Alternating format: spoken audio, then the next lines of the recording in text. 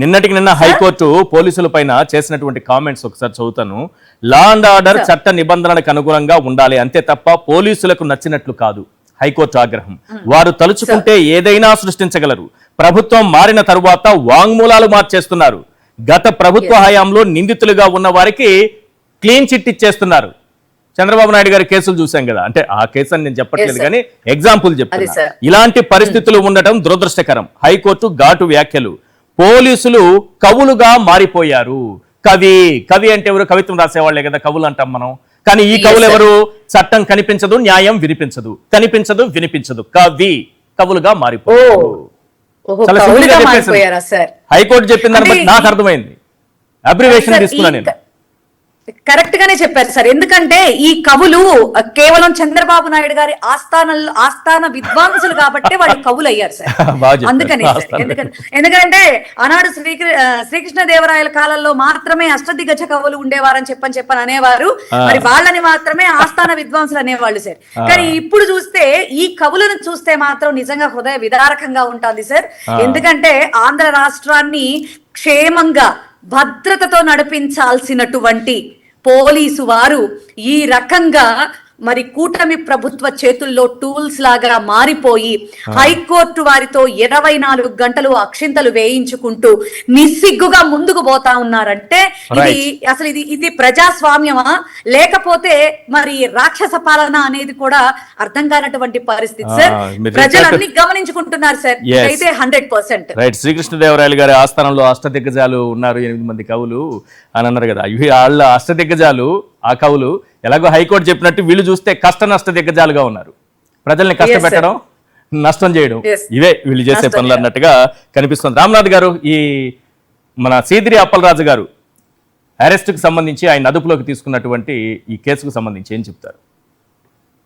ఇప్పుడు పోలీసులు ఆస్థాన విద్వాంసులు అయితే పర్లేదు, కానీ ఇప్పుడు పోలీసులు ఆస్థాన విద్వాంసకులుగా మారుతున్నారు. అది పెద్ద కష్టంగా మారిపోతుంది. నిన్న హైకోర్టు తమ్మినేని సీతారాం గారి కుమారుడు ఏదో చేశారని చెప్తున్నారు కదా, మరి అతని తండ్రిని వాళ్ళ అమ్మని ఎందుకు కేసు పెట్టారు అని చెప్పారు. దానికి సమాధానం లేదు.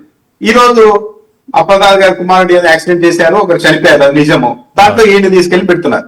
ఇంకోటి ఏంటంటే బాగా ఫాలో అప్ చేస్తున్నారు 3-4 రోజులుగా. ఎందుకు అరెస్ట్ చేయడం లేదని ఈనాడు, ఆంధ్రజ్యోతి పత్రికల్లో ఒకటే కథనాలు. అరెస్ట్ చేయండి, లోపలేండి. అసలు రాజకీయ నాయకుల కంటే మీడియా ఏదో పగతో రగిలిపోతుంది.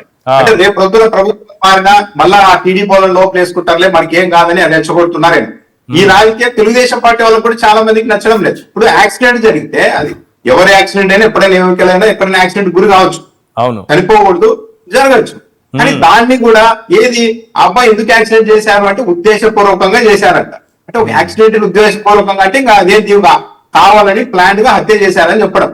చివరకు హైకోర్టు కూడా ఏంటి సెక్షన్లు ఏంటి, కావాలని ఎందుకు చేస్తారు అని చెప్పే పరిస్థితి పోలీసులు వెళ్తున్నారంటే నిజంగానే మన రాష్ట్ర పోలీసులు కవులుగా, ఆస్థాన విధ్వంసకులుగా మారిపోయారేమో అన్న అభిప్రాయం అయితే కలుగుతుంది. ఇది చాలా ప్రమాదకరమైన ప్రొసీడింగ్. ఇప్పుడు తెలుగుదేశం పార్టీ వాళ్ళు ఈ యాక్సిడెంట్ జరిగిన తర్వాత తెలుగుదేశం పార్టీ నాయకుల వైఖరి చూస్తే ఎప్పుడు స్పందించినంత యాక్టివ్ గా స్పందించి వెంటనే విక్టిమ్ వాళ్ళ ఇంటికి వెళ్ళారు. వెళ్ళొచ్చు, తప్పు కాదు.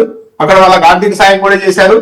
ఇక ఆ తర్వాత ప్రొద్దులు లేస్తే వైసీపీ కుల రాజకీయాలు చేస్తుంది అని చెప్పేవాళ్ళు ఒక యాక్సిడెంట్ లో పొరపాటున వెళ్ళిపోతే ఫలానా సామాజిక వర్గానికి సంబంధించిన సంఘాలంతా ఈరోజు సీదిరి అప్పలరాజు మీద విసుగుపడుతున్నాయి, వాళ్ళంతా రోడ్లు ఎక్కుతున్నారని మళ్ళీ ప్రచారం చేశారు. అంటే వాళ్ళ ఇష్టానికి ఏ విధంగా అయినా సరే పొలిటికల్ మోటివ్ ఉంది. సీదిరి అప్పలరాజు గారు కూడా రెడ్ బుక్ లో ఉన్నారు. ఎందుకంటే ఇదివరకు వైఎస్ఆర్ కాంగ్రెస్ పార్టీ అధికారంలో ఉన్నప్పుడు, ఆ తర్వాత కూడా చాలా యాక్టివ్ గా ఉంటున్నారు, ప్రభుత్వం మీద విమర్శలు చేస్తూ ఉన్నారు. కాబట్టి ఒక పద్ధతి ప్రకారం వెయిట్ చేశారు, ఎక్కడా దొరకలేదు. ఇక దీంట్లో దొరికారు, దీంట్లో కూడా ఆయన తప్పులేదు. అయినా సరే చట్టం మన చేతుల్లో. సీదిరి అప్పలరాజు గారు ఎక్కడ అంత అగ్రెసివ్ గా వెళ్ళినట్టు ప్రభుత్వం మీద అట్లా కూడా ఎక్కడా కనిపించదు. అగ్రెసివ్ గా అంటే మామూలు గట్టిగా తిట్టడము, విమర్శించడమే కాదు, ఏదైనా సబ్జెక్టు వారిగా అవతల వాళ్ళకి సమాధానం చెప్పలేని విధంగా మాట్లాడే వాళ్ళతో కూడా వాళ్ళకి ఇబ్బంది ఉంది. అలాంటి కేటగిరీలోనికి అప్పలరాజు గారు వస్తారు. కాబట్టి పైగా అక్కడ గౌతమ్ శిరీష గారికి ఈయన మీద విపరీతమైన వ్యక్తిగత ద్వేషం కూడా ఉంది. చాలా సార్లు చాలా గట్టిగా మాట్లాడుతుంటారు ఈయన గురించి. ఆ క్లాస్ కూడా ఉంది. ఇవన్నీ కలిపి దొరికాడు. ఆయన డైరెక్ట్ గా దొరకలేదు, కొడుకు దొరికాడు. సరే ఇతను కూడా పంపించేద్దాం. ఇవన్నీ ఏది చార్జ్ షీట్ లేరు, దీంట్లో నేరం నిరూపితమయ్యేది కూడా ఏం లేదు. కానీ పోలీసులు మన చేతుల్లో ఉన్నారు కాబట్టి ఒక 4 రోజులు 14 రోజులు రిమాండ్ ఖైదీలుగా లోపలేయడానికి మాత్రం ముందుకెళ్ళిపోతున్నారు. ఇవన్నీ ప్రూవ్ అవ్వం అన్నది వాళ్ళకు తెలుసు. కాకపోతే సరదాగా కొన్ని రోజులు మనం లోపలేస్తే మనకు ఆత్మశాంతిస్తుంది అన్నట్టుగా తెలుగుదేశం పార్టీ ప్రభుత్వం ముందుకెళ్తుంది అన్నది అర్థమవుతుంది. ఏమిటి ఏంది వేల అరెస్టులు ఏంది, వేల కేసులు ఏంది, మాజీ మంత్రులు ఇళ్ల మీదకి దాడులు చేయడం ఏంటి, పెట్రోల్ పంపులు ఏంటి, వేల మంది ఇళ్ల మీద పడడం ఏంటి, కొడుకు యాక్సిడెంట్ చేస్తే తండ్రిని లేపడం ఏంటి, కొడుకు ఏదో ఆస్తి రిజిస్ట్రేషన్ వ్యవహారాల్లో ఆరోపణలు వస్తే సీనియర్ సిటిజన్లు అయిన తండ్రి మీద కూడా కేసులు పెట్టడం ఏంటి, ఇవన్నీ ఇంకా చెప్తున్నదే చాలా దుబారగా ఇష్టానుసారం ప్రభుత్వం ముందుకెళ్తోంది. దీని పరిణామాలన్నీ వచ్చే కాలంలో ఒకరోజు బాధపడతారు గ్యారంటీగా. రాజకీయాలు ఏది కూడా ఇలాగే ఉండదు. గడిచిన 5 ఏళ్లలాగే జగన్మోహన్ రెడ్డి వైసీపీ వాళ్ళంతా చూసి చూడనట్లు ఎందుకులే ఈ రోజు మనం అంటే మళ్ళా రేపు వాళ్ళు బాధపడతారు అన్నట్టుగా కాకుండా నెక్స్ట్ వాళ్ళు కూడా చేయడానికి అవకాశం అంటే వైసీపీ వాళ్ళు మంచిగా ఉందామన్నా కూడా ఉండనివ్వడం లేదు. కొన్ని జిల్లాల్లో పరిస్థితి చూస్తే ఏంటంటే వైసీపీ వాళ్ళే బాధపడుతున్నారు. జగన్మోహన్ రెడ్డి ఏమో మనం మంచిగా ఉండాలని చెప్పి 5 ఏళ్ళు మమ్మల్ని ఏమి అనుకోని పెట్టారు. వాళ్ళకి వీలైతే గన్మేళం కూడా ఇచ్చారు తెలుగుదేశం పార్టీ నాయకులకి. ఈ రోజు మా ఇళ్లకు దూరు కొడుతున్నా, మడ్డంలో చేస్తున్నా, ఏమి చేయలేని పరిస్థితుల్లో ఉన్నామని అంటున్నారు. ఇంకా రేపు పొద్దున వైసీపీ గవర్నమెంట్ అధికారంలోకి వచ్చిన తర్వాత లాస్ట్ 5 ఏళ్లలాగా ఉండే పరిస్థితి లేదు. కాబట్టి ఇవన్నీ తెలుగుదేశం పార్టీ వాళ్ళు తమ బోధు తాము తవ్వుకుంటున్నారు. తెలుగుదేశం పార్టీలో విఘ్నులైన వాళ్ళందరికీ తెలుసు ఇది చెడు సాంప్రదాయం. మన పిల్లలు బైకులు తోలుతుంటారు, మన పిల్లలు కారు తోలుతూ ఉంటారు. రోడ్ల మీద ఏదైనా జరగడానికి జరిగితే అప్పుడు మొత్తం కొడుకుని, తండ్రిని, కుటుంబ సభ్యులందరినీ అరెస్ట్ చేసే ఒక ప్రొసీడింగ్ బయలుదేరిన తర్వాత ఇది రేపు తెలుగుదేశం పార్టీ వాళ్ళ ఇంటి దగ్గరికి వెళ్ళి కూడా ఆగుతుంది. కాకపోతే ఏంటంటే రాజకీయాల్లో మీడియా రెచ్చగొట్టేతనం వల్ల ఇవన్నీ జరుగుతున్నాయి. రైట్.